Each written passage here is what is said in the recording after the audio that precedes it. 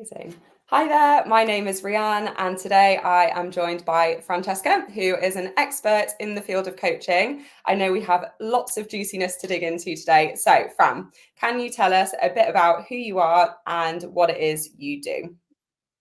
So yes, I'm Francesca. I'm a comms expert and executive coach, leadership coach, career coach. I'm from a background of PR historically. So I worked in PR agencies for about 17 years, in global agencies and leadership roles, then in startup agencies and leadership roles, transitioned into coaching, which I love, and some L&D work as well. I'm deeply obsessed with the idea of coaching and mentoring and providing people with the practical skills to stop holding themselves back, to put themselves out there, to say the thing, whatever it is that is getting in their way. I love to help people kind of overcome that with them. So I'm really, really obsessed with that, and it really motivates me as a coach. I'm probably a creative at heart. So I am a budding artist, want to be. I draw terrible pictures of actors um, under a pseudonym on Instagram, but it's my kind of creative outlet, and it's my finding the space for the zen. And I'm a huge film fan. I'm obsessed with the film Jaws, which I've basically made my entire identity. But yeah, whilst I am deeply driven in my working professional life, I really like to find the space for sort of creativity and creative outlets. I'm also a mother of two, Lily Rose and Barney, who are 5 and 3 respectively, and are absolutely awesome. But I'm in the thick of it right now. Yeah, amazing. Thank you for sharing that. And I know there's lots of points there that we're going to delve into today. But I guess the first question is, what inspired you to get into the work that you do? And I know you said that you find that your creative outlet almost even like helps to what's the word? Helps you in what you do professionally. Is that what I kind of heard there? That allowing Yeah, yourself that space actually helps you in your professional life as well. I think it's There's the about two. finding those kind of moments of zen, and whatever it is for you that gives you the energy to then go and perform elsewhere. I Mm, got into coaching simply because I'd worked in PR for so long, and it's all kind of I love the creativity and the variety of it, and the pitching and the winning clients and running clients. But the thing I loved most about it was working with the team and the clients. So it was nurturing and coaching people within the team to create space for them so they could rise and be their best selves and deliver their best work. I loved finding ways of bringing out the best in people, and I love the client management side of things. Like, I love the diffusing a challenging conversation, or diffusing a difficult situation, or getting people on side. I was always quite good at that kind of influencing and nurturing people.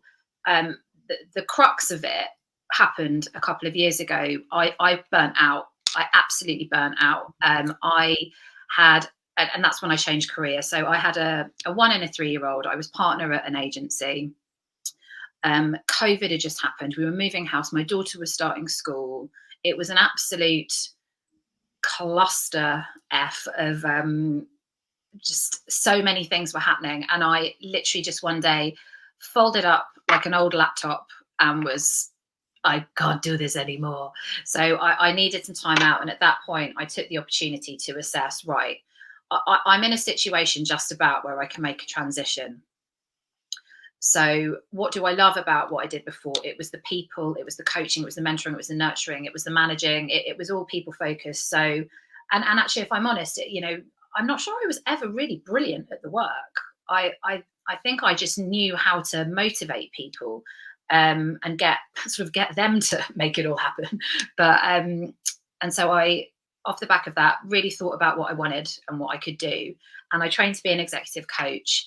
And yeah, ever since then, that's what I've been doing. And yeah, best decision I made, because I was able to, and I was fortunate enough to be able to do that. Yeah, amazing. And what, like where you said that you burn out, I know, I feel like a lot of people experience this, especially in this day and age when there's so much going on in the world. There's quite a lot of pressure to like do certain things, like especially, yeah, I guess as like a, I guess, yeah, you've got children, like you've got a family life, but you also like run a business. I feel like there's often quite a lot of juggle. And like, what do you think when you did get burnt out? Like what kinds of things have you changed within your lifestyle from when you what you were doing before to like what you're doing now, and how has that helped you? That's that's a very relevant question, actually, because I think all of the things that I intended to do to get my balance back in life, I actually found myself falling back into quite a similar trap. And it's only now that I sort of, I've always been one to, when a brilliant opportunity is presented to me, I cannot turn it down. And I love, even though I knew I needed to sort of reset and take some time out, I've just got something in my brain which is always just like challenge, push, do it, do it, do it. And actually, I went and had a brilliant role recently. But actually, what I realized was I was finding myself back in the same position. I was working long hours. I wasn't being present with the kids at all. Like honestly, when your 5-year-old is telling you to get off the phone, it Mm, becomes pretty embarrassing. And actually, so I did take the time. I took a bit of time out, but then I sort of quickly found myself back in a similar situation. And now I am once again stepping back into. I'm now trying to reset that again because I can see the direction I'm going, and I'm trying to stop it before it happens again. So mm, I think when it comes to trying to navigate burnout, I think what I've done really well here is recognize the signs early on before I get completely depleted. Like I mm, am tired, I'm not spending enough time with my kids, I'm not making space for exercise, I'm not doing the creative things that make me feel zen. It's like as soon as you feel those things going and you can feel this kind of fog in your brain, you have to listen to those signs in your body and be like, mm, right, I need to slow down, step back, whatever it is. Yeah, so that's kind of been my biggest learning is if you're burnt out, really, really be mindful about what your steps are now to your whether that's another career move. Really think about the things that you need, the energy, the exercise, think about all those things and don't sort of do what I did and plow into something extremely similar, even though it was brilliant. mm. Yeah, yeah, because I definitely relate to that, even though I don't have a family yet. I'm definitely the same in that. So yeah, and yeah, as I said, I feel like a lot of people struggle with it. So that's really helpful for that advice there. And is that's something that you found with the clients that you've worked with? If you're like working with a lot of like high level people, do you find that that's often something you stumble across? Oh, 100%.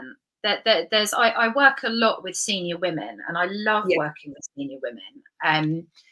They're really fascinating to work with, and I relate to it so much. But there's so many patterns with what comes up with them. Mm, Overwhelm is massive. Overwhelm and burnout, and then there's all these other quite practical day to day things about how much they hold themselves back and things like that. But mm, it, the sort of the bigger themes of burnout and overwhelm really come through a lot. And I always think it's about, you said before, oh, I don't have a family. So, or it's like almost apologizing for the fact that you feel burnout and don't have a family. I mean, it's completely, yeah. obviously kids add this layer, but there is extra pressure that's put on people that don't have kids a lot of the time, to do more, to be more driven, to achieve more, or to have to pick up the slack with other members of the team who do have caring responsibilities. So, and that's kind of perhaps something we can chat about, but it is, everyone can experience these things, whether you have kids or not. But definitely with senior women, burnout and overwhelm, and because of the mental load that can come, that there's, I mean, gosh, I don't even know where to begin with how how like wild it is when you've got very young kids, and particularly when they're not dependent enough to dress themselves, but you've got this like frantic war zone in the morning, and it's the same in the evening. Like I go to battle with my kids every morning to get them dressed. Like this morning, you know, we lost our keys. It was a nightmare. That there's the morning and the evening, which can be really, really difficult. And then there's thinking, all the mental load that goes around thinking about how you look after your kids and your family and the school WhatsApp group and, you know, the like multitude of things you have to bring in every day. It's stripy day today, it's parrot day today, it's rainbow day today. Oh, don't forget this. It's like there's this kind of there's the whole family mental load, and I think it's changing, but you know, women probably do still think a lot more about the project management at home and having to pick up a lot of the slack there. So they've got that whole side of their life, while also probably doing slightly more of the caring responsibilities and also massively trying to succeed at their job. Like they're so driven and they want to do better, but all of these things over here can make you lose your confidence a bit because you always feel slightly on the back foot with everything. So you're never feeling really your best self. So it is, you do see a lot of that with senior women, certainly sort of burnout and overwhelm. Yeah, and what do you usually like? What is your like? I can imagine it's pretty individual to each person, but is there something that you commonly recommend to women going through this, and what could be helpful for them? It's a really difficult one because everyone is different and everyone has a different setup. One of the things that I say a lot, and a lot of other women say a lot, is that they're trying to be a bit more vocal in the workplace about, particularly when it comes to the more family orientated situations, they're trying to be a bit more vocal and unapologetic about, you know, things that are happening at home and they have to leave early, the kid's sick, so they have to go. They're trying to be a bit more vocal about it and unapologetic to sort of set the scene for other people when it comes up. So eventually a culture is set where no one has to feel bad about these things. It isn't awkward. You know, you've got to set a precedent yourself and talk about it more, make it more okay, make people realize that we're sort of all in this together. I think you got to be kind, so be vocal about it, let people understand. And then in the same note, you know, also again think about people that don't have caring responsibilities and are working late, and actually how do you show them your gratitude for what they pick up? Or, you know, I think there has to be a bit of balance with this, in terms of you need to, the people that are burnt out or overwhelmed because of family or caring responsibilities, they need to be vocal, they need to be loud, they need to set a precedent and lead by example of how a culture should be set. But then also there needs to be something. I used to, like, someone I used to line manage, I remember her saying to me once, you know, I sometimes feel that because so many people have caring responsibilities or kids, they sort of get to leave early and then I'm there till 7 picking it up. And I completely understand that point. It's like, you know, the two things I said to her were, tell me how much overtime you're doing and I can give you time back in lieu. Like, please be vocal about it. And the second thing was, please also just remember the bigger picture. And you know, as women, we need to kind of make it a safe and supportive environment when women do have to leave early, and we don't want them to feel bad, men or women. But also we need to be fair to the other people. So sorry, I've slightly digressed, but I think be vocal, be kind to yourself. And I think you also just have to accept sometimes that this is a moment in time where you absolutely cannot be all things to everyone. And one day you're going to be a brilliant mum or a brilliant dad, and something might slip slightly at work. And another day you might be absolutely brilliant at work, but someone else is going to have to do pickup. So I think you just have to accept certain things, and also never miss the really important things, never miss the nativity and things like that. Yeah. And I really love that you shared that, because there was a company that I was a part of a while back, like a few years ago. And I actually found that like quite a lot of the people with families would leave early, and like sometimes I'd stay later. But I did always think that like I'm in a position where I'm single, don't really have any other responsibilities apart from work. So yeah, like I'll stay back if that helps someone who needs to leave because their children need them. Do you know what I mean? So yeah, I guess that understanding. Then I That's also hear what you're saying. Yeah. Yeah, that's an amazing attitude, and I do think broadly people are like that. You know, I don't, but I think it's also understandable when it does feel like.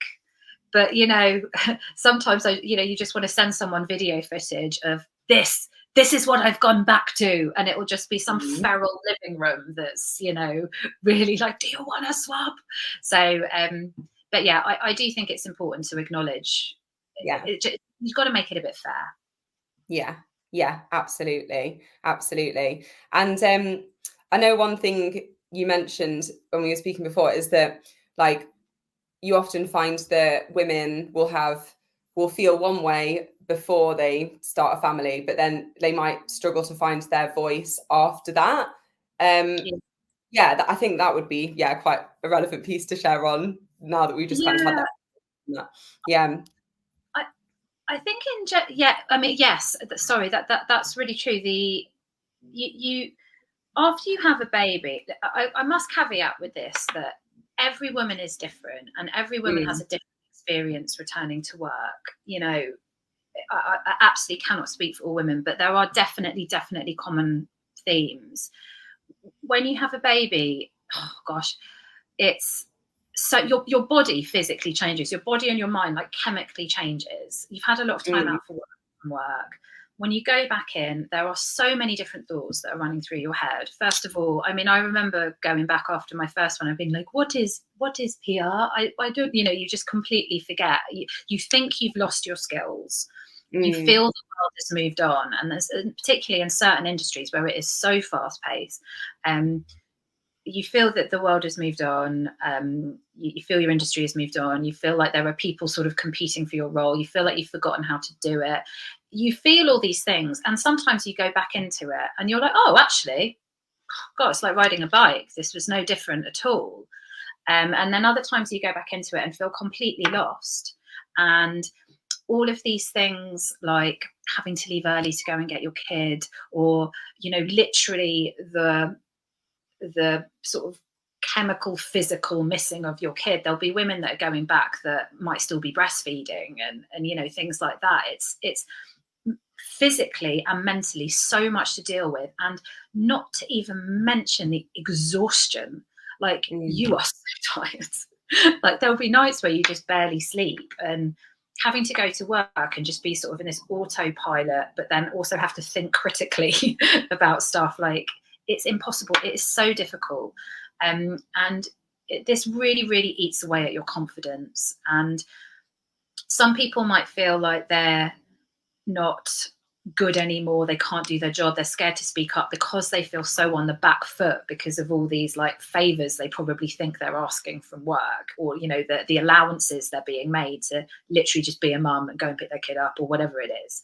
But you psychologically, you can feel a bit on the back foot. You feel sheepish leaving early, whatever it is. It does peck away at your confidence, and you feel less like, I'm going to be really loud and confident in this room and I'm going to go for a pay rise, because sometimes you feel those things. So it does kind of hold women back a little bit in that sense. But other times I've heard other women say that they actually felt like sometimes the company would be saying, well, look, she's just had a baby, let's get her out of the rat race for now. Or they were sort of almost being pushed back and held down, and they were like, no, I'm ready for this. So whichever way it is, there's some kind of label or issue that goes with it, and it's an extremely difficult thing to navigate, and for companies to get right, really. Mm. Yeah, and what would you say is helpful then for companies, like if you're a leader within a company, to ensure that you're looking after your people and the different like types of people with all of their different lives? What do you think would be a helpful piece of advice to people within that position to make sure they're supporting everyone? Definitely looking at the right, and of course I would say this, but the right coaching and training for individuals. Yeah. Working with coaches is actually brilliant. I mean, particularly think about the build up to when they come back, and speak to them about it. You don't want to bother them too much while they're on mat leave, but whether they would want something in the run up to coming back to help build up their confidence, or whether it's in the sort of 6 months, year after they're back. So find out, get them some coaching, get them some training. Think about the culture that you are creating at work. How, Mm. are you making people feel uncomfortable or have to ask too much about pick up and drop off? Is your flexible working policy fair enough? And with that, are you being fair to everyone else in the business? But as soon as you start making it uncomfortable and difficult for women to do their basic, like, parental needs, that's when it starts to shrink them. That's when it becomes, women feel a little less powerful in a situation. Mm. So definitely think about your policies, think about your training, think about your coaching, think about, the opportunities that you're creating for women. And this is parents as well. Like, I know this is, it is still, we are still in a world where it is more mums having the extended maternity leave, but think about the opportunities that you are creating for them and offering them, and the space you are giving them, and the safe spaces you are creating in work for them to have the conversations that they need to have. And so they're just a few things that should really be top of the list. Yeah, amazing. That sounds like, yeah, like super helpful advice for anyone within a position. And I know you said about sorry, yeah, a leadership position. And I know you said about the fact that, like, coaching is super helpful. And I know not everyone might think like, oh, I'll go and get a mentor, or like, oh, I'll go and get some coaching, like I can just do it myself or read a book or something. But I know even from personal experience where we've had like coaching and mentorship within the company that I'm a part of, it's been so helpful just to bounce off of someone else and actually have that dynamic of asking questions, getting individualistic feedback. So yeah, I definitely resonate with that one as well. And I guess I know we spoke a lot about like burnout and like motherhood and what that means with being like a leader or someone who's like senior. What would you, are there any other common denominators that you find with women that they have challenges with and or struggle with? Yeah, absolutely. I mean, the key ones that come through are baggage. And I do not mean that in a derogatory way at all, because we've all got it. It's completely normal and I totally understand it. But senior women they've worked so hard to get to where they are.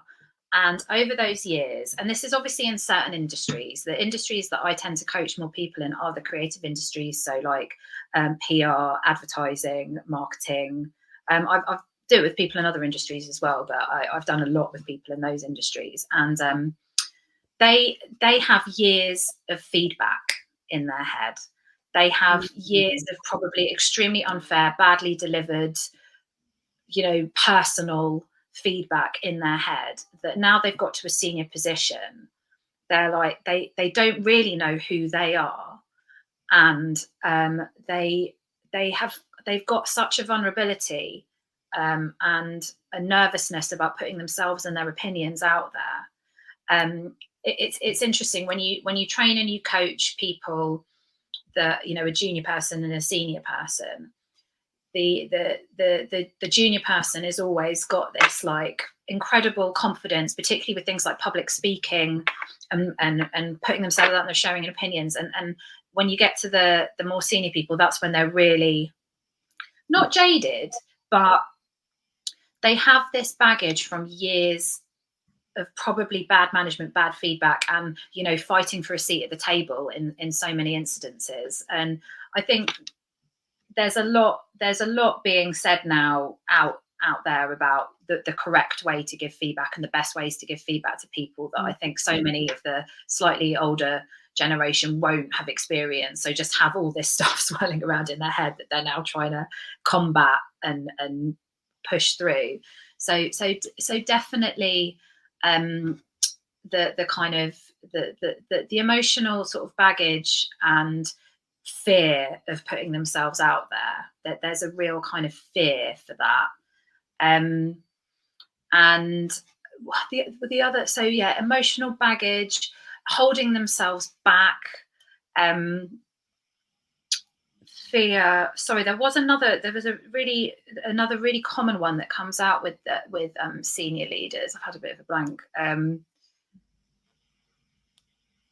not sorry, that is it. So it's kind of the same thing. It's not knowing who you are and never making the space to find that out. So it's the emotional baggage and not knowing who they are and trying to fight back years of feedback. But then there's this whole other piece of, you really notice how novel and amazing it is when they've actually carved out the time to think about themselves, to spend time thinking about who they are, what they care about, what they want to talk about, how they're going to navigate these different situations at work. They're literally, you see this delight and confusion in their face that, I haven't ever spent time talking about myself this much. Like it's so interesting that it feels like such a unique experience for them to be making time for themselves. Yeah, it's interesting that that's so important to do, but not a lot of us think to do it. And I'd actually never even thought about the fact that baggage from, especially when you're like kind of getting to an age where like you've had quite a long professional life, whether that be in different industries or the same, and in that, with that, is that kind of then the element that you're like hanging on to parts of your personality that were like past you, and like trying to switch it up into the new you, but you're still hanging on to like these aspects of yourself that you had before. Is that kind of what it's like? Yeah, I think it's just a bit of, some of it they might not even realize that's exactly what's happened, but it's just years of being told certain things about yourself and the way that you need to be and how you need to behave, that suddenly you're in a position, right, actually I'm senior, I'm influential, I need to go out and have my voice and share my opinions and lead people. And you suddenly like, oh gosh, but who am I? Because I've sort of shaped and molded myself this whole time. What is it that I care about? And so many people, particularly the women, don't feel like they have any opinions or anything that they want, or people will care about what they have to say. And they're all extremely brilliant, extremely smart, extremely driven women at the absolute top of their game as well. But they find it like it.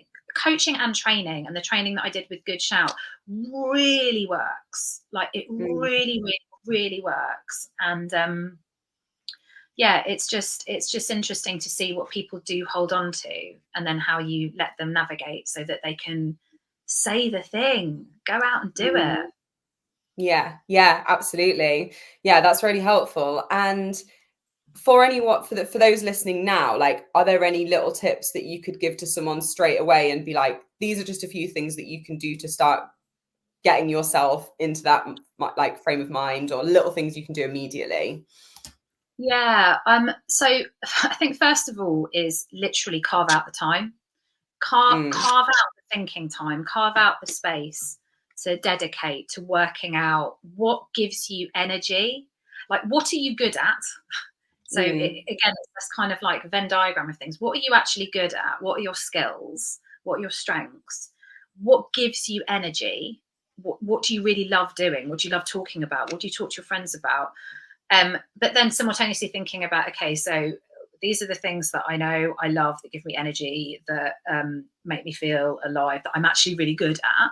And equally, these are the things which drain me, that I'm not good at, that I really want to stay away from. So start sort of plotting these things out, and, finding that sweet spot. It's a bit like the old ikigai thing in terms of purpose, life, and knowledge, and all these things. But it's working out what you're good at, what you care about, and what gives you energy. But really, sort of just start taking the time to think about those things. And obviously, it's what you care about, what gives you energy, what you're good at, and how can I monetize that. So it's thinking about all these things, but a starting point is really make the space. What do you love? What you're good at? Yeah, amazing. And what do you find that, like, once people have done these exercises or like gone through your training, for example, how do people usually, like, are there any like common themes of people will come out of that and then there'll be the things that change, I guess? is, yeah, I guess the question, like in terms of like career progression or just their lifestyle, like what would you say are like the main positives? It's really interesting, actually. It's sort of just going back to the last question before. One exercise, that there's two exercises that I think work really well from a coaching perspective that are very, very basic, but they're almost the most kind of illuminating of them is, and this is kind of going back to what you were saying about how you help people find what it is they want to do. Working out your values is a really brilliant place to start. So always early on in a coaching program, we do values together, and we work out what their values are. We do it on a scale. You know, how far do you believe that you are living by this? And it's very interesting. And often, if you do that as a person, you can really understand what your values are and how far in or away you are from living by those values. And I think that's a really good starting point for people as well, is really thinking about your values, and any kind of assumptions that are holding you back as well. So people find a lot of reasons not to do the thing and not to plow ahead with something. But I would also really encourage people not to really look at the reasons that they're using as their block, and understand whether they are assumptions that they're making about that thing, or whether actually they can just crack on and do it. But sorry, that was a slightly different answer to your question. Would you mind reminding me what your question was? Yeah, of course. And just with what you're saying, that it's like limiting beliefs, isn't it, that hold you back? Exactly. Yeah. Exactly. I thought that was, yeah, because I know I've struggled with that a lot over the years. But yeah, the question was, what do you find people often get out of doing this kind of training, reflection? And then as an example, like in terms of, do they go on to like find themselves having a progression within their career, or like something changes within their lifestyle, like anything that's common that comes out of it? So first of all, what I would say is lots of coaches do things differently. The way that I coach people is that I do a real mixture of kind of coaching, mentoring, and practical. Like I'm a very results driven person, so it's quite hard for me to not really want outcomes at the end of coaching, and not for myself but for my client. So I like to do things where you give them very sort of practical tips and guidance and goals, which, you know, goals are quite a standard thing to set, but, you know, things that we want to hit together. So it's very dependent on what the client comes to you for and what they want to achieve. But it will always start. There's always a breakthrough quite early on in terms of what people think that they wanted or needed, to what actually this is more what I want to do or need. And I think it's just often with people, it's getting down to the nub of why they might feel a certain thing about something. For me, it would be ways to help them overcome it. What are their limiting beliefs around it? Some exercises to address the thing or whatever it is. So it's kind of diving into it, some practical exercises and tools around it, and then people come out the other side and they do the thing. So what I always try to do is make people accountable for something at the end of every session or at the end of a course. It's like, if they are struggling to have a conversation with a senior or whatever it is, or a member of their team, we might discuss how she would approach, or he would approach that conversation. And I would be like, you know, listen, I'm going to suggest this as your homework for next week. Have this conversation. So we'd sort of set out moments, thrash something out together. Obviously client led, because coaching, you really want them to work it out for themselves. But as I said, I sort of do a bit of both. But resolve a situation with them. So give some advice on a situation with them. Set them every week. I'd sort of give them something as a thing to go and make themselves accountable for something that we've done. So then it always feels like something has moved on with every session. So that at the end of it, there's no way you can't really have achieved what they wanted to do, because you're taking little incremental gains towards it every week. Yeah, I love that. I think that's one of the great things about having a mentor or a coach is that you're more likely to do something if someone's holding you accountable to it, whether we're often not very good at holding ourselves to account as much as someone else holding us, which is strange, but I feel like, yeah, it's just something that we're not so good at giving other people advice, yeah. absolutely rubbish at doing it ourselves. Yeah, exactly. It's strange, isn't it? But I Yeah. guess that's the beauty of, yeah, like connecting with other people and getting advice. And as you said, like the right kind of feedback and yeah, like knowing who to go to for feedback. Yeah. Yeah. Yeah, Yeah. amazing. And is there anything else that you think would be super helpful to touch on and that you think our listeners would benefit from learning about from you, aside from what we've spoken about already? I know there was lots there. I suppose,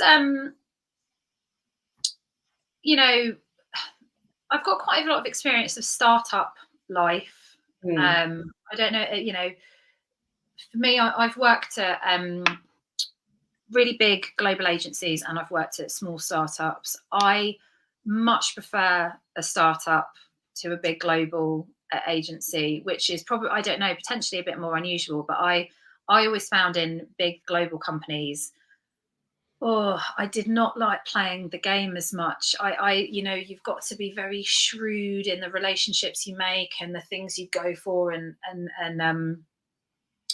it just wasn't very me. But I really liked. But in startups, it's like you're part of something. There's great vision. You're part of something small. You're in it together. The thrill of it's less politics. And I suppose my biggest learnings in terms of what you really need to succeed in a startup environment is grit, a lot of grit, not so much ego. Got to leave the ego at the door. To be commercially minded and to really understand the importance of making money and the commercial decisions and commercial thinking. I think everyone has to sort of adapt to be like that quite quickly. And, working with founders is really, really interesting. I've worked in 3 startups for the last 10 years to female founders, and they were all brilliant in their own unique way, and incredible outputs, great vision, very different skill sets. And I think you've got to understand with a founder that it's their baby, and it takes quite a lot of trust to gain quite a lot of trust to sort of be able to get the whole thing working really well together. So I've coached a lot of founders and senior people and people working with founders, and it's a very common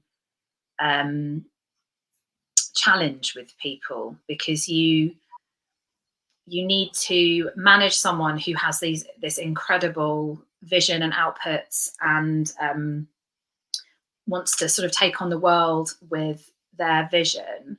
And likewise, they have to motivate and inspire a team around them to deliver it for them. So I think it's always quite an interesting one around that. I'd really recommend sort of founders and senior leads within startups to really to get good training or good coaching or good mentoring and how to really handle that side of things. But yeah, that's probably been one of my most interesting professional experiences in the last few years is working with startups, and how much I prefer it to a bigger agency. I think it's easier to have a voice in a smaller company and show up and stand for something. And I think that's probably what I like more about it. Yeah, amazing. And I think that's really helpful, because I know I feel like there has been a bit of a shift, and I don't know if you'll agree, in that a lot more people are wanting to start their own business or like their own side hustle or do their own thing. to before. So I feel like for a lot of people it's new, but they want to do it but don't really know how to start, and if they do start, it's actually how to navigate building a startup company. Totally. The one thing I would say to that as well, and it sort of feeds into everything that we've spoken about, is how essential sort of visibility and self-promotion is to success. I mean, they are inextricably linked. And again, this sort of comes back to some of the problems that I have with coaching women, not problems, but, you know, what arises with coaching senior women and people in general is they feel very uncomfortable with self-promotion. They really struggle with self-promotion. We've sort of been socialized over years.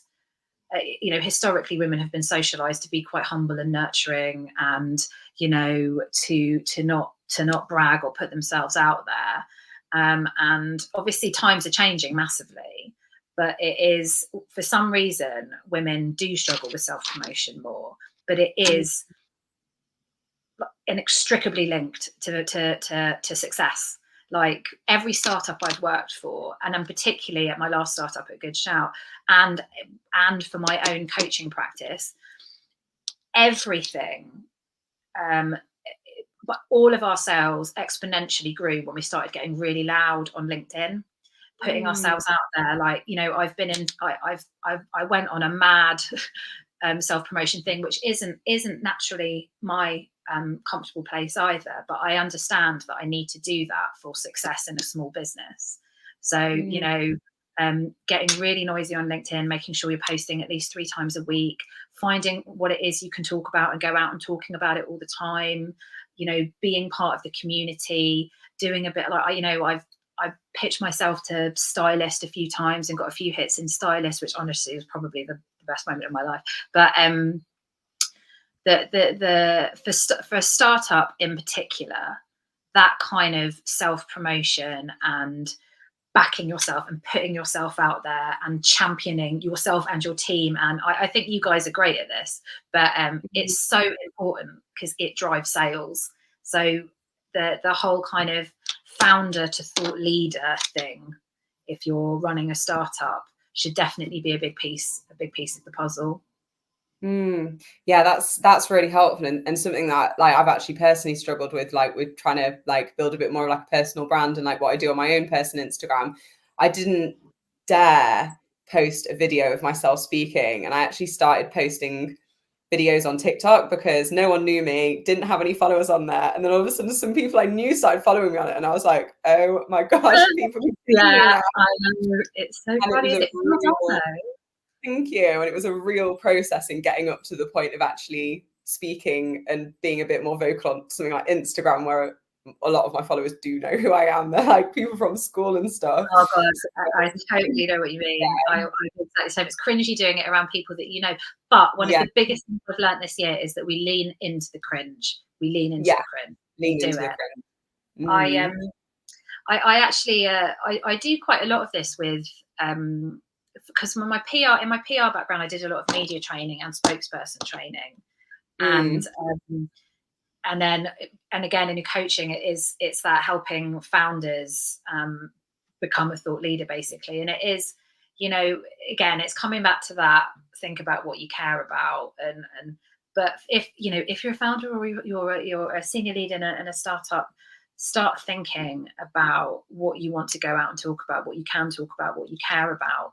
Think about different angles and pitches, and think about who would be your ideal media target for it, and things like that. It is, and craft a content calendar for LinkedIn. Like it's a lot, but it's worth it. It's totally worth it. Yeah, amazing. That's super helpful. I feel like there's been so much value within this conversation, everything that you shared. I know personally for me, it's been super, super helpful too. So thank you. I've loved talking. Thank you so much. I hope that it was useful for you and your listeners, and have a great January. Yeah, thank you. And we do actually have just 2 last quick questions, famous fireside questions. So, first one, if happiness was a cake, what would you put in that cake? Okay, right. I'm going to use a banoffee pie as my, if I've understood this brief correctly, this is my interpretation of the brief. A lot of preamble happening here. So mine would be a banoffee pie, and my biscuit base, my absolute base, and everything that is important to me and makes me strong and sturdy. My biscuit base is my family and my friends, which is probably extremely cliche to say, but I cannot stress enough the importance of having a brilliant, non-toxic group of people around you that are there to lift you and champion you and back you and constantly help you. And you're there for each other. And I've been very, very lucky to have a great group of school friends, a great group of uni friends, and a great group of women and men that I've met in, my 20s and 30s, that I literally, if there's one thing I've done right in my life, it's my friends and family. And obviously my incredible, and then my husband and children, obviously that they should have come before, but my friends and my family and everything are my absolute biscuit base of life. Then there's this kind of like, I've never made a banoffee pie, but it's creamy and delicious in the middle. And I think that's finding your creamy, delicious sweet spot of what makes you happy professionally. And it's that, what's the job, what's the profession, what is it that you can earn enough money.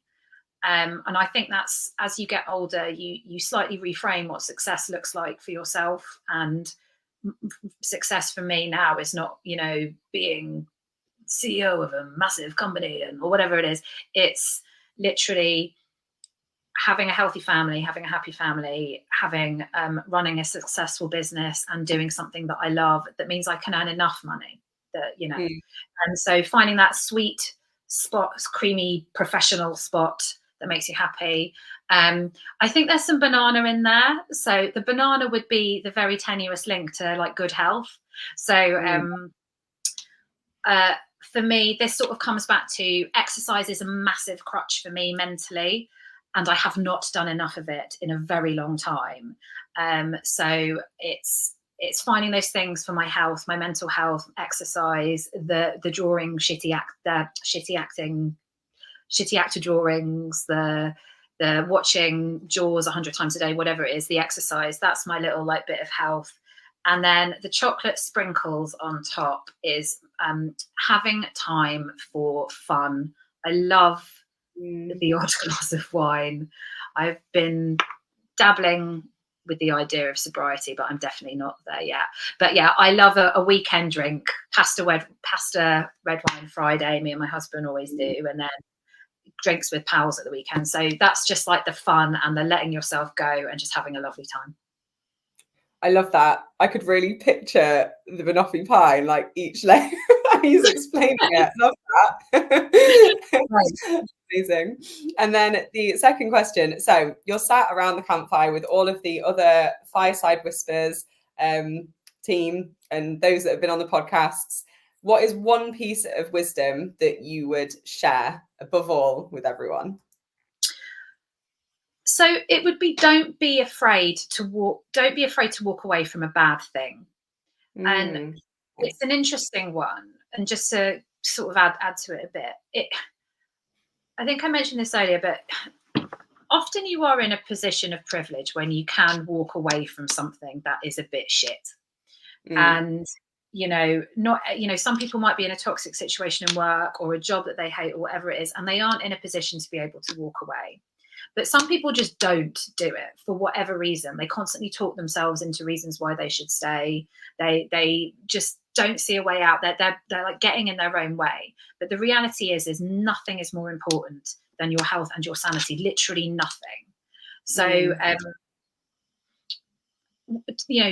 don't be afraid to walk away from a situation that is not good for you. And having said that, if it is literally impossible, start thinking about the exit strategy. Start working away in the background to plan the exit strategy.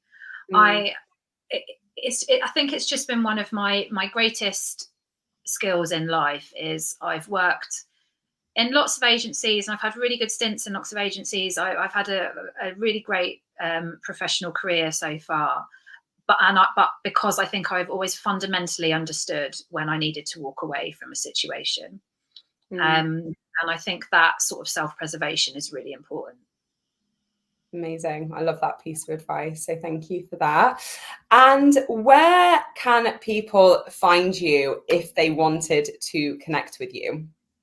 So I'm Francesca O'Connor on LinkedIn, and at Fran Rich, which is my maiden name. Still need to change like my bank cards and stuff, but at Fran Rich on Instagram. So, amazing. Yeah. Amazing. Well, thank you so so much. Yeah, and thank you. It's been amazing. I'll let you get back on with the rest of your day. And thank you for joining me. See you later. Cheers. Bye. Bye.